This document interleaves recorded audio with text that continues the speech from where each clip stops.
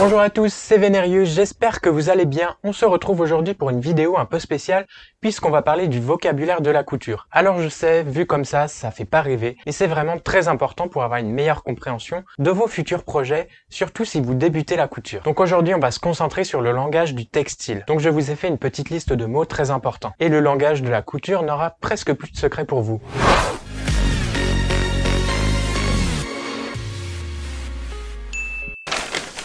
Leçon 1. Le sens du tissu. On va commencer par la lisière.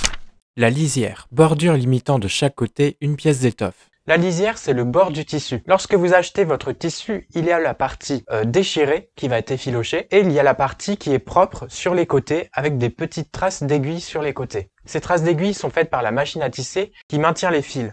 Et pour vous, ces marques-là sont un repère pour connaître la lisière. Donc la lisière, ce sont les deux parties propres du tissu. J'en profite par la même occasion pour vous apprendre le nom du sens de la lisière. Le sens de la lisière, on peut aussi l'appeler sens chaîne. Sens chaîne.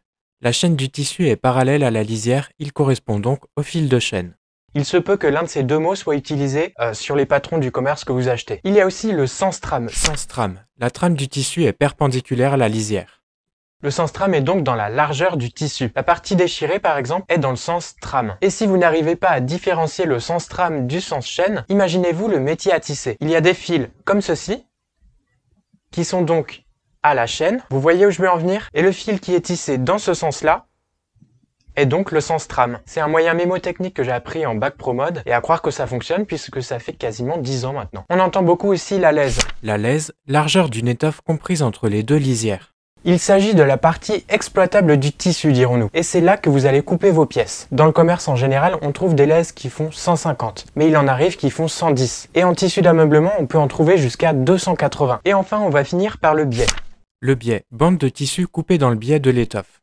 Le biais, comme son nom l'indique, il est dans le biais, mais à 45 degrés. Alors le biais, ça se déforme énormément. On l'utilise beaucoup pour les propretés des emmanchures et les propretés des encolures. Ça prend la forme de l'arrondi. Si vous voulez couper vos biais vous-même, il suffit de plier votre tissu en deux au niveau de l'angle et vous aurez votre biais. Et voilà, le vocabulaire et le sens du tissu n'ont plus de secret pour vous maintenant. Je vais vous faire toute une playlist de vidéos d'apprentissage des bases de la couture. J'espère que vous avez apprécié cette vidéo. N'hésitez pas à me le faire savoir dans les commentaires ou en likant la vidéo. Et n'hésitez pas à vous abonner pour les prochaines vidéos.